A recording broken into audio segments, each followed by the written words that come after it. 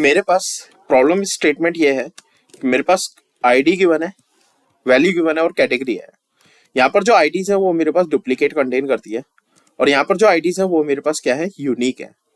Problem मेरे पास ये है कि मैं यहाँ पर जितनी भी मेरे पास आईडीज अगर डुप्लीकेट है तो मैं उनको रिमूव नहीं कर सकता। क्यों? क्योंकि इसमें वैल्यू जो होंगी वो उनकी डिफरेंट वैल्यूज हो सकती हैं, मे बी कैटेगरी के बेसिस पे उनके डिवाइड हो सकती है। तो मोस्टली तो हम डेटा में रिमूव डुप्लीकेट हम नहीं कर सकते, क्योंकि डुप्लीकेट वैल्यूज भी कुछ ना कुछ कंटेन करती हैं। तो उनको हमें कैसे हैंडल करना है, तो रिपीटेड वैल्यूज को हम कैसे स्प्लिट करेंगे उनके अकॉर्डिंग उनके हर एक कॉलम में, तो वो देखना पड़ेगा भाई कैसे करेंगे। जैसे सपोज मैं आपको एक एग्जांपल दिखाता हूँ। यहाँ पर मेरे पास 101 है, आईडी मेरे पास कंटेन करता है क्या, 500 वैल्यू 1 पे है। तो यहाँ पर अगर मेरे पास प्रॉब्लम मैं बताऊँ तो आपको जो 501 है तो वो वैल्यू 1 में आपका आना चाहिए। अब जैसे सेकंड वैल्यू आ रही है इसकी 688, तो वो वैल्यू 2 में आना चाहिए। अगर इसमें सपोज थर्ड वैल्यू भी होती तो वो वैल्यू 3 में जाकर मेरा स्टोर होनी चाहिए। तो मुझे एक ऐसा डायनेमिक फॉर्मूला लिखना है एक्सेल में कि मेरे पास वैल्यू 1, वैल्यू 2 और वैल्यू 3 में मेरे पास एक ऐसा डायनेमिक फॉर्मूला मुझे ऐसा लिखना है कि मैं इस फॉर्मूले को ट्रैक करूं और मेरे पास वो वैल्यू सिर्फ मेरे पास क्या हो, वैल्यू 1, वैल्यू 2 और वैल्यू 3 के अकॉर्डिंग उसकी स्प्लिट होकर आ जाए। अब अगर मैं देखूं तो मेरे पास सबसे पहले मेरे पास आईडी जो है वो डुप्लीकेट है। तो हम क्या करेंगे, सबसे पहले उनकी फ्रीक्वेंसी चेक करेंगे। तो फ्रीक्वेंसी चेक करने के लिए मैंने एक हेल्पर कॉलम यहाँ पर ऐड करूंगा और हेल्पर कॉलम के लिए मैंने एक फॉर्मूला लिखेंगे हम काउंट इफ्स का। और काउंट इफ्स में हम क्या करेंगे, हम एक एक सेल को उनकी रेंज को हम बढ़ाते चले जाएंगे। जैसे सपोज मेरे पास क्राइटेरिया रेंज मांग रहा है तो मैं क्राइटेरिया रेंज आगे नहीं एक्सटेंड करूंगा, ये क्राइटेरिया रेंज मेरी उस बेसिस पे जाएगी जैसे जैसे मैं ड्रैग करते जाऊंगा फॉर्मूले को, उसके अकॉर्डिंग ये मेरा आगे आगे 1 बाई सेल पे एक एक सेल पे जाकर वो मेरा उसको काउंट करता रह जाएगा, रेंज बढ़ती रहेगी और उसके बाद उसकी मेरे पास फ्रीक्वेंसी देता रहेगा। अब मैंने यहाँ पर क्या, इसको ब्रैकेट क्लोज करेंगे, हमारे पास ये फ्रीक्वेंसी आई इसकी 1। अब जैसे देखो अगर मैं इसको नीचे तक ड्रैग करूंगा तो अगर आप देखो तो सबकी फ्रीक्वेंसी मेरे पास निकल कर आएगी। सेकंड सेल में जाऊंगा तो देखो सेकंड रो में मेरे पास ऊपर और नीचे की दोनों रो काउंट होंगी।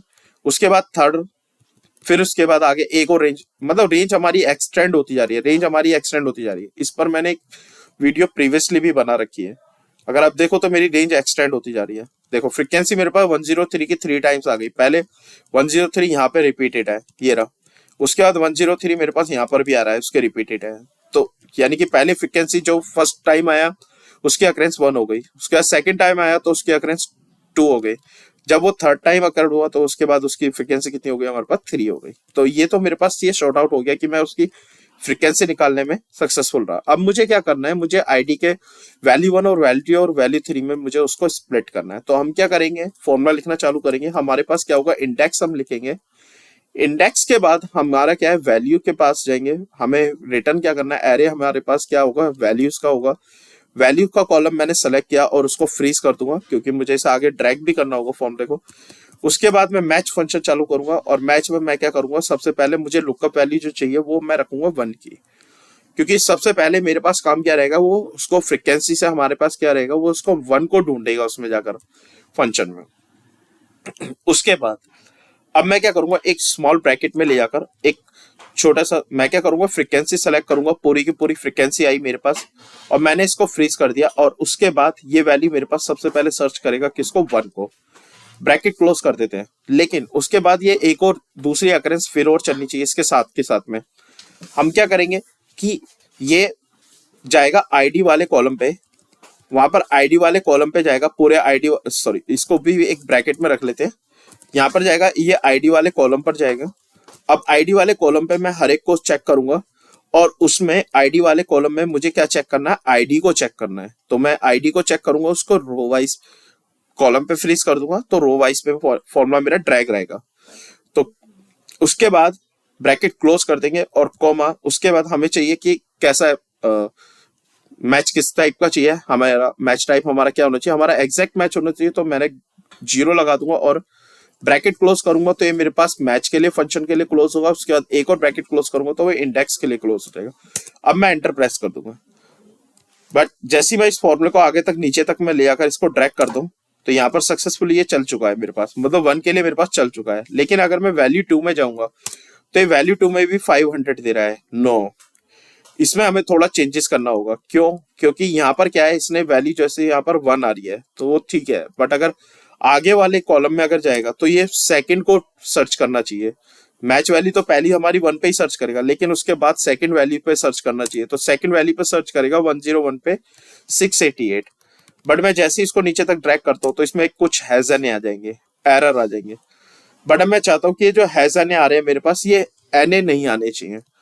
फिलहाल तो मैं थर्ड वैल्यू के लिए पहले फॉर्मूला ट्रैक कर देता हूँ। तो थर्ड वैल्यू के लिए कॉलम 3 के लिए हम जाएंगे, तो हम क्या करेंगे, इसमें 2 की जगह हम क्या कर देंगे, 3 प्रेस कर देंगे, और यहाँ पर मैं क्या करूंगा, इसको पूरे तक फॉर्मूले में ड्रैग कर दूंगा। अब अगर हम देखेंगे तो यहाँ पर हैज़न आ रहे हैं, बट ये हैज़न नहीं आने चाहिए। तो ये हैज़न को हम कैसे सॉर्ट आउट कर सकते हैं, उसके लिए हमारे पास क्या होता है, हम इफ एरर की कंडीशन लगाएंगे। अगर एरर आता है तो लास्ट में जाकर ब्रैकेट कॉमा लगाएंगे और एक ब्लैंक दे देंगे। जैसे ही मैं ब्लैंक दूंगा तो नीचे तक फॉर्मूला ट्रैक करूंगा, तो यहाँ पर जितना भी मेरे पास इफ एरर, जितना भी मेरे पास एरर होगा वो सबको क्या कर देगा, वो ब्लैंक में कन्वर्ट कर देगा। ब्रैकेट क्लोज और एंटर।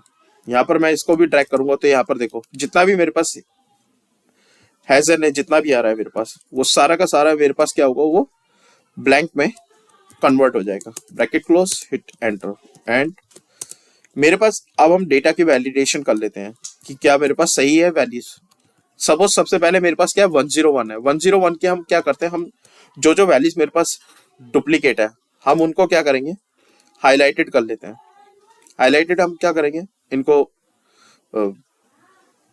ब्लू कलर से कर लेते हैं। जैसे 101 मेरे पास फर्स्ट टाइम आया, यहाँ पर 101 मेरे पास यहाँ पर क्या आ रहा है, सेकेंड टाइम आ रहा है। अगर मैं 101 को देखूं तो यहाँ पर मेरे पास सेकेंड टाइम है, 688 आ रहा है, परफेक्ट। अब मैं 102 को देखता हूँ, 102 मेरे पास एक ही बार है। 103 को ढूंढते हैं। 103 मेरे पास क्या है, ये रहा।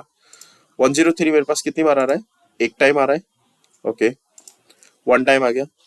फिर उसके बाद 103 दोबारा से मेरे पास आ गया। 103 मेरे पास यहाँ पर कितना आ रहा है, सेकेंड टाइम आ रहा है।